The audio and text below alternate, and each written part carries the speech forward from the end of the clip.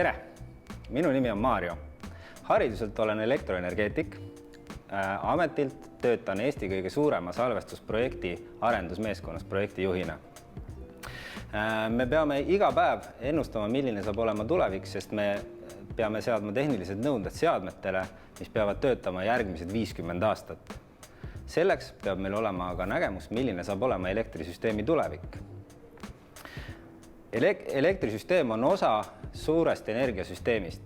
Lisaks on energiasüsteemis veel soojus, transport ja muud valdkonnad, kuid elektrisüsteemi nähakse peamise selgroona tuleviku keskkonnaeesmärkide saavutamisel ning seetõttu keskendungi täna just elektrisüsteemile. Lisaks ajaperspektiiviks olen valinud 10 aastat, sellepärast et energeetika pikaajalisuse tõttu umbes 10 aasta jooksul saavad meie tänased otsused teoks ning mõjutavad meie igapäevaelu. Aga enne, kui asume tulevikku analüüsima, peame vaatama, milline on olevik ning kuidas me siia oleme jõudnud. Umbes 1,5 või 2 aastat tagasi oli pistikus piisavalt soodsat elektrit, et ükski tarbija ei pidanud oma pead vaevama, kust see elekter tuleb, kuidas kujuneb hind ja nii edasi. Elekter oli lausa nii odav, et mitte ühegi tehnoloogiaga praktiliselt ei ole võimalik seda elektri hinda tagada, kui selle tehnoloogia hinna sisse arvestada ka jaama püstitamiseks vajalikud kulud. Seega võib öelda, et turg oli tarbija vaates efektiivselt toiminud. Paraku me peame arvestama, et sellel on ka teine aspekt. Eesti ja tema lähimad naabrid ei suutnud enam piisavalt odavat elektrit toota ning importisid seda omakorda enda naabritelt. Sellepärast, et jaamasi lihtsalt ei olnud mõistlik ehitada. Aastal 2022 muutus olukord aga drastiliselt. Pool meie imporditavast elektrist langes ära. Samuti tõusid erakordselt kõrgeks gaasihinnad, mis on seni olnud elektri hinna kujunemisel oluline komponent. Ning me pidime otsima välja kõik jaamad, mis meil süsteemis alles on, et toota elektrit, et enda tarbimisvajadust katta. Paraku näitas ka eelmine aasta, et isegi erakordselt kõrgete hindadega ei suutnud ei Soome ega Baltimaad enda tarbimise vajadust katta. Ja nende erakordselt kõrgete hindade tõttu ma väidan, et see on olukord, kus me enam olla ei taha, kus me tahame võimalikult ruttu välja saada ning kunagi enam tagasi sattuda ei taha. Selleks, et sellest olukorrast välja pääseda, on meil vaja uusi tootmisvõimsusi ja kiiresti. Siis järelikult peame vaatama, mis tänased tehnoloogilised võimalused pakuvad, et seda eesmärki kõige kiiremini täita. Soodsate ilmastikuolude korral teatavasti taastuv energia, sealhulgas tuul ja päike, suudavad pakkuda kõige odavamat elektrit. Lisaks on nende püstitamise hind odav ning ka need on võimalik kiiresti valmis saada. Ning seetõttu on kindlasti vaja arvestada, et tuleviku energiasüsteemis saab taastuv energia senisest olulisema rolli. Ja tegelikult me näeme taastuv energiat juba arenevas. Kui me vaatame meist näiteks lõuna poole, siis Leedus on taastuvenergia arendajad lubanud installeerida või ehitada 6 gigavatti jagu taastuvenergia lahendusi, mis ületab nende enda tarbimisvajadust mitmekordselt. Eesti on võtnud aastaks 2030 eesmärgi katta kogu oma aastane tarbimine taastuvelektriga. Soome on ehitanud viimase 12 kuu jooksul Eesti aastase tarbimise jagu ainuüksi tuuleenergeetika või tuulikuid. Ja neil on ehituses veel mitu korda sama palju. Seega võib üsna suure kindlusega väita, et aastaks 2025 on meil süsteemis juba oluliselt rohkem taastuvenergia tootmist, lausa 2 korda rohkem. Aastaks 2030 tõenäoliselt see maht veel kasvab, aga see sõltub mõnedest asjaoludest, millest räägime hiljem. Enne, kui lähme vaatama, millist mõju taastuvenergia avaldab, tahaksin tähelepanu juhtida ka sellele.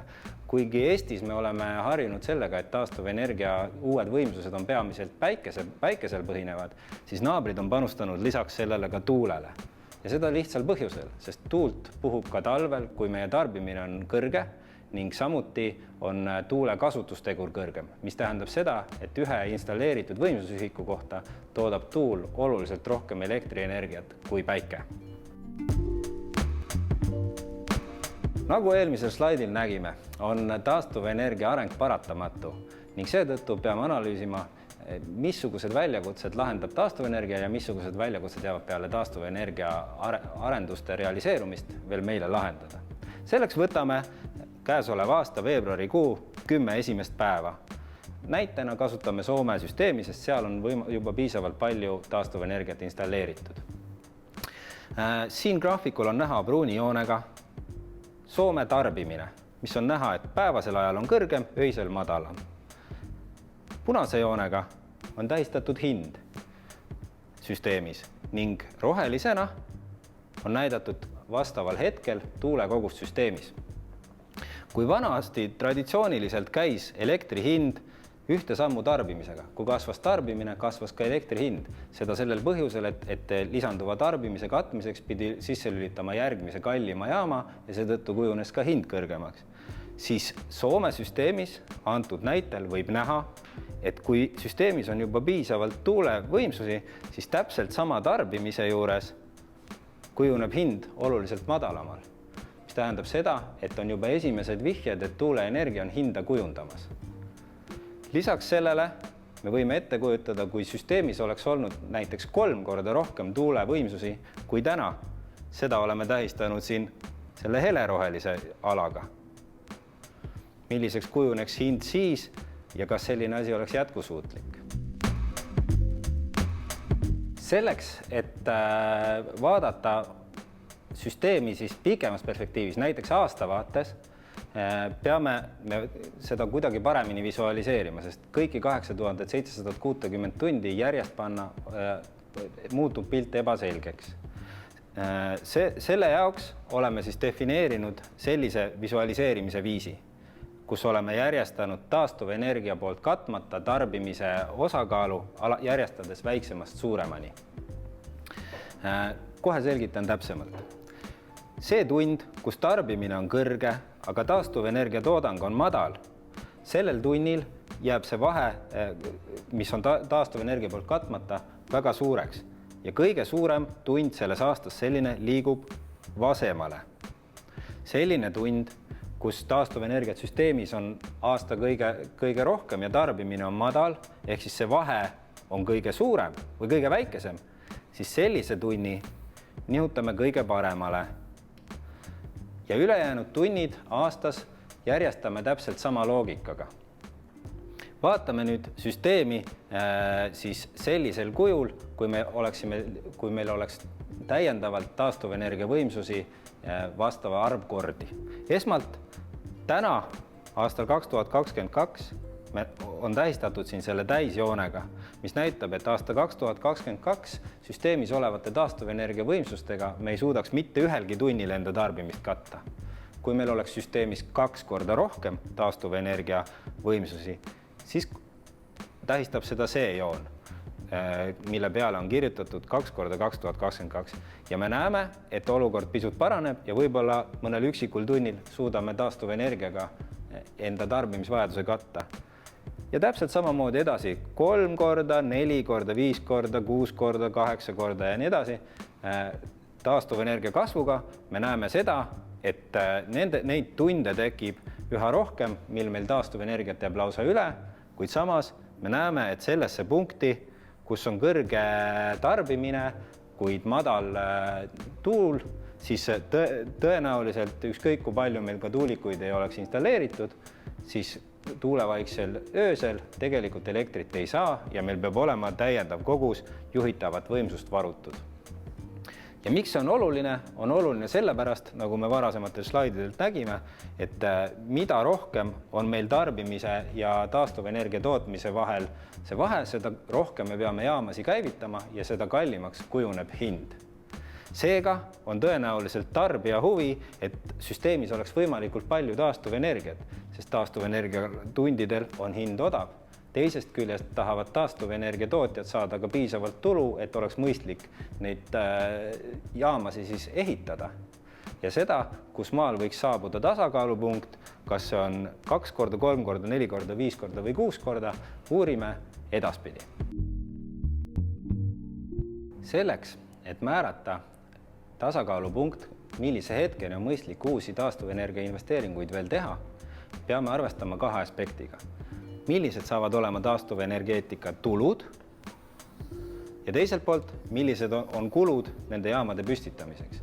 Sellest hetkest, kui kulud on suuremad kui tulud, ei ole ilmselt mõistlik eeldada, et uued taastuvenergia võimsused püsti saavad vähemalt mitte ilma suuremate subsiidiumiteta. Kulupooleks on hinnatud päikese- ja tuuleenergia puhul Eesti piirkonnas vahemikku 30–50 eurot. See sõltub paljudest aspektidest, kui palju maksab võrguühendus, milline on ilmastikuolud, kui keeruline on seda jaama ehitada ja nii edasi. Ja teisest küljest siis tulud, mis sõltuvad ka väga paljudest aspektidest, sealhulgas gaasi hind, keskkonnatasud ja nii edasi, kuid peamiselt taastuvenergia puhul just sellest, kui palju on taastuvenergeetikat süsteemis.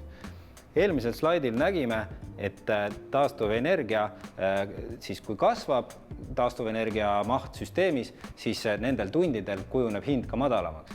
Seda nimetatakse kannibalismi efektiks ja mille tulemusena siis taastuvenergia tootmine teenib turult keskmiselt vähem tulu, kui tarbija maksab.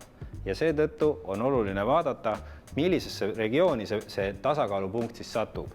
Ja oleme oma analüüsides leidnud, et sõltuvalt erinevatest ja paljudest parameetritest, nagu ma kirjutasin, jääb see kuskil vahemikku, kus taastuvenergiat siis regioonis võiks olla võrreldes tänase mahuga umbes 3 korda rohkem. Enne, kui asume süsteemi analüüsima peale taastuvenergia tasakaalupunkti saavutamist, peame vaatama, millised on täiendavad võimsused, mis meil hetkel olemas on. Ja selleks oleme siis kujundanud juba varem tuttava graafiku, kus siis on järjestatud tarbimine alates väiksemast suuremani, mida tähistab siis see sinine joon. Täna süsteemis olevad taastuvenergia võimsused, antud kontekstis on taastuvenergia võimsusteks loetud siis päike ja tuul, ehk siis juhitamatud allikad, mida tähistab siis see roheline ala tarbimise ja hüdroenergia vahel. Järgmine hinnalt, mida me peaksime sisse lülitama, oleks hüdroenergia. Hüdroenergia on siis veest toodetud elekter jõgedel. Näiteks Soomes ja Lätis on jõgesid. Eestis on hüdroenergiat küllaltki vähe ja ka potentsiaal on väike. Kuid nagu näha, ka siis, kui me oleme kogu oma tuule, päikese ja hüdroenergia potentsiaali ära kasutanud, mis meil täna olemas on, ei suudaks me enda tarbimist katta. Lisaks on meil veel tuumaenergia, koostootmisjaamad, mis on küllaltki odava marginaalkuluga. Kuid nagu näha, siis nende jaamade abil suudame katta üksnes 20% enda tänasest elektrivajadusest. Ülejäänud 80% ajast vajame me lisaks täiendavalt mingisuguseid tipujaamasid või importi. Tipujaamad, mida me vajame, tõenäoliselt põhinevad fossiilkütustel ja seetõttu on hinnad nendel tundidel kallid. Ehk siis 80% ajast me oleme küllaltki kõrge hinnaga elektrist sõltuvad. Nüüd vaatame seda olukorda, mis juhtub siis, kui meil on saavutatud tasakaalupunkt. Taastuvenergiat on süsteemis 3 korda rohkem võrreldes tänasega. Kõik muu jääb samaks, kuid nagu me nägime, siis taastuvenergia kasvu korral liigub siis meie võimalik toodang selliselt, et nihutab seda tasakaalupunkti üha vasemale. Kuid sellegi poolest me näeme, et meil on vaja seda tipuenergiat, fossiilidel põhinevat või siis selle asemel importi. Ja samuti me võime näha, et enam-vähem see punkt, kui palju meil neid tipuvõimsusi vaja on, siis kõige kriitilisemateks tuulevaikseteks öödeks talvel jääb see maht samaks, hoolimata sellest, et tundide arv, millal me neid kasutame, väheneb. Ning teisest küljest me näeme, et meil on potentsiaali toota odavat elektrit küllaltki palju, isegi rohkem, kui meil tipujaamade või sellest tipuenergiast puudu jääb. Paraku on elektrisüsteemis see väljakutse, et süsteem peab igale hetkel olema tasakaalus, tarbimist saab olla täpselt sama palju kui tootmist ja vastupidi. Ning lisaks tahaksin välja tuua selle ala siin. See ala siin tähistab seda, kus meil on projekteeritud jaamad, mis on projekteeritud siis selliselt, nad peaksid tootma kogu aeg stabiilse koormusega. Nad ei ole projekteeritud selleks, et kiiresti välja sisse lülitada või koormust vähendada või kasvatada. Ka siin saab meil olema probleem, mida visualiseerin täpsemalt järgmisel slaidil. Selleks, et seda probleemi visualiseerida, kujutame siis käesoleva aasta jaanuarikuu 10 esimest päeva. Siin on näha siis erinevad tootmisvõimsused, mis meil süsteemis on. Rohelisega on tähistatud tuuleenergia tootmine, tumedama rohelisega on need koostootmisjaamad, lillaga on tähistatud tuumajaama võimsused ning sinisega hüdrojaamad. Kõik, mis jäävad hüdrojaamadest ülespoole, on siis fossiilidel põhinevad, mis on tähistatud siis hallide või tumedate toonidega. Ja need on siis need kohad, kus hind kujuneb küllaltki kõrgeks. Nagu näha, on traditsiooniliselt baasjaamad toiminud siis nii-öelda täisvõimsusel. Kogu aeg täisvõimsusel, neid ei ole vaja olnud maha koormata, sellepärast et tarbimisel on hulk aega veel minna ja nende toodangu hind on piisavalt madal, et nende pidurdamiseks ei ole põhjust. Kui nüüd vaatame seda sama olukorras, kus tuult on võrreldes tänasega 3 korda rohkem, ehk siis lisatud 2-kordne tuulemaht, mida on siin siis tähistatud selle kollase joonega, siis me näeme, et süsteemis hakkavad tekkima juba olukorrad, kus me peame taastuvenergia tootmisest ülejäävat tuumaenergiat piirama, mis tähendab seda, et jaam võib tekkida olukord, kus jaam peab hakkama toimima tehniliselt sellistes oludes, milleks ta projekteeritud ei ole. Ning see on koht, kus näiteks varasemalt on tuumajaamade kõrvale projekteeritud ka salvestuslahendused. Näiteks Ignalina kõrvale oli Kroonise hüdropumpakumulatsioonijaam, mis aitab siis tuumajaama või baasjaama üleüldiselt turumuutustega toime tulla. Lisaks võib siit graafikult siis veenduda, et tõepoolest, isegi kui meil on süsteemis 3 korda rohkem tuult, jäävad endiselt tunnid, kus on ilm tuulevaikne ja tarbimine on kõrge ning meil on vaja suures hulgas juhitavat võimsust. Kui seni oleme vaadanud süsteemi, siis lisaks Eestile ka Läti ja Leedu ja Soome võimsuste ja tarbimisega, siis nüüd keskenduksin ainult Eestile. Ja seda siis juba olukorras, kui Eesti on saavutanud endale seatud eesmärgi toota enda aastase tarbimise jagu elektrit taastuvatest allikatest. Seda näitaks teile 2 erineval viisil. Üks on juba varasemalt tuttav visualiseerimine ning teine on ajaline järjestus.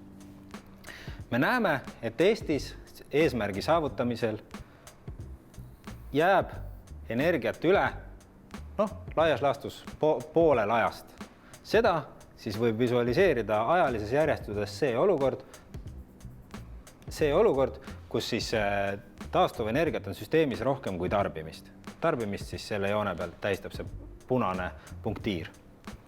Samas on meil ka hetki küllaltki palju, umbes 1/3 osal ajast, kus taastuvenergia ja meie olemasolevate võimsustega ei suuda me enda tarbimisvajadust katta. Siin tähistab seda number 2 see ala ning kronoloogilises järjestuses on kõik see punane ala, mis jääb tarbimise ja taastuvenergia tootmise vahele.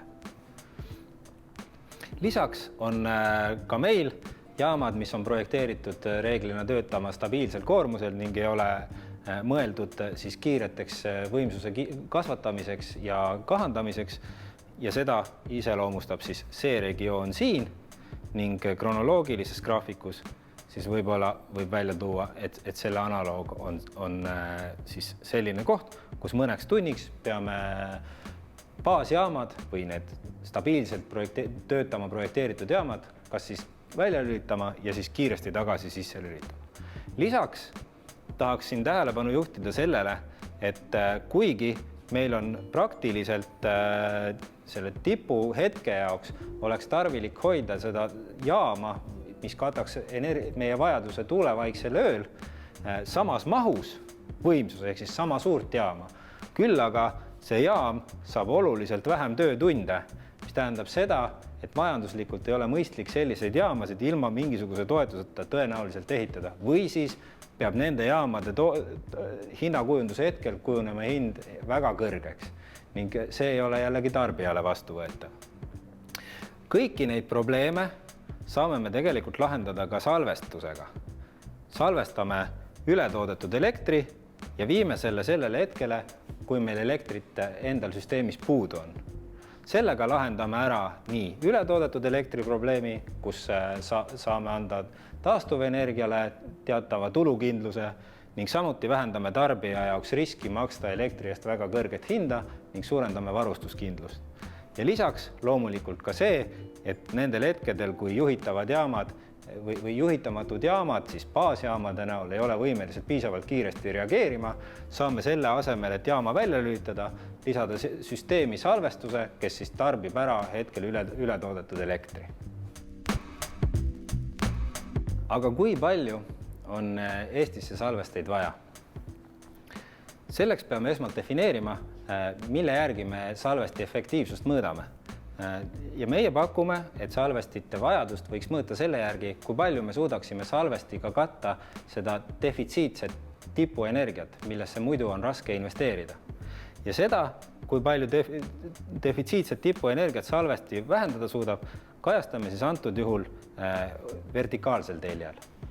Horisontaalsel teljel kajastame me salvestusmahtu, ehk siis kui meil oleks süsteemis näiteks 10 gigavatt-tundi salvesteid, siis me suudaksime päästa umbes 35% või mitte päästa, vaid vähendada umbes 35% enda tipuenergia vajadust.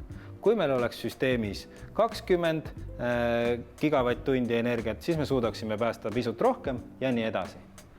Ehk siis me näeme, et esimesed megavatt-tunnid salvesteid on küllaltki efektiivsed ja kuskilt maalt see kõver muutub laugeks. Mis tähendab seda, et efektiivne salvestusmaht on seal, kus see kõver on veel järsk. Ehk siis meie pakume, et kuskil 15 gigavatt-tundi salvestit Eesti süsteemis peale 2030. aasta eesmärki võiks olla mõistlik. Ja 15 gigavatt-tundi salvestust vastab 15 järjestikule tunnile Eesti keskmist koormust. Nüüd, kus me oleme ära defineerinud, kui palju salvesteid Eesti süsteemi vaja oleks ja defineerisime selle siis salvestusmahu järgi, vaatame, milliseks kujuneb olukord energiasüsteemis peale seda, kui need salvestid on valmis ehitatud. Me näeme, et ülejäävast elektrist, mida me peaksime kas odava hinnaga eksportima või halvemal juhul lausa maha piirama, me suudaksime salvestada umbes pooles mahus, mis omakorda annab taastuvenergiale piisavat tulukindlust, et ehitada taastuvenergiat juurde, mis omakorda vähendab tipuenergia vajadust. Kuid kogu tipuenergia vajadust tõenäoliselt taastuvenergia olemasolevate jaamadega ei vähenda ning seetõttu tuleb appi salvestus, kes lahendab alles jäävast probleemist umbes pool, kui täpne olla siis 40%. Seega me saame näha, et sellises mahus salvestid viivad meid probleemi lahendusele juba mitu sammu lähemale. Lisaks Eestile soovivad taastuvenergiat arendada ka meie lähimad naabrid. Leedu, Läti, Soome ning kõik soovime saada elektrit eksportivateks riikideks. Selleks, et selle võimalusi analüüsida, vaatleme ühte konkreetset nädalat, kus on välja toodud siis meie lähiregiooni summaarne tuuleenergia toodang hallides toonides ning Eesti tuuleenergia toodang samadel ajahetkedel sinistes toonides. Ning me näeme siin tugevat korrelatsiooni. Me näeme, et tekib neid hetki, kus tuult ei ole Eestis ega ka regioonis üldisemalt. Ja see on see koht, mis on traditsiooniline küsimus, kus me küsime, kust me saame elektri, kui tuul ei puhu või päike ei paista. Kuid lisaks, kui me oleme enda taastuvenergiat olulises mahus juba arendanud, me peame tegelikult vastama ka küsimusele, kuhu me müüme elektri, kui tuul puhub või päike paistab. Sest nagu me siin juures oleval graafikul näeme, siis sellel hetkel, kui tuult on palju, on seda palju ka meie naabritel, kes selle elektri ära ostab või kuhu me selle siis sellel hetkel paneme. Ja nüüd võtame pika video kokku. Panime süsteemi energiatoodangu ja Eesti energiatoodangu kohakutti. Me näeme, et sellel hetkel, kui Eestis oleks taastuvat energiat rohkem kui vaja, saaksime me seda tõenäoliselt eksportida ainult väga madala hinnaga. Samas peaksime ostma energiat enda puudujäägi hetkel tagasi kõrge hinnaga. Eelnevatel slaididel veendusime, et umbes poole sellest kogusest suudaksime salvestitega lahendada. Lisaks nägime slaididel, et oluline ei ole salvestus mitte ainult energiabilansi tagamisel, vaid ka juhitamatute baasjaamade süsteemis hoidmiseks ja nende koormusgraafikute silumisel. Seega tahan öelda, et kõik, kes selle pika video ära vaatasid, on välja teeninud ühe kommi ja selle kommi süües võite meenutada, et salvestid aitavad meid energiasüsteemis mitmel rindel, sealhulgas aitavad ületoodetud energiat salvestada, kasutada seda siis, kui meil seda kõige rohkem vaja on ning aidata ka aeglasemaid baasjaamu turul püsida. Aitäh!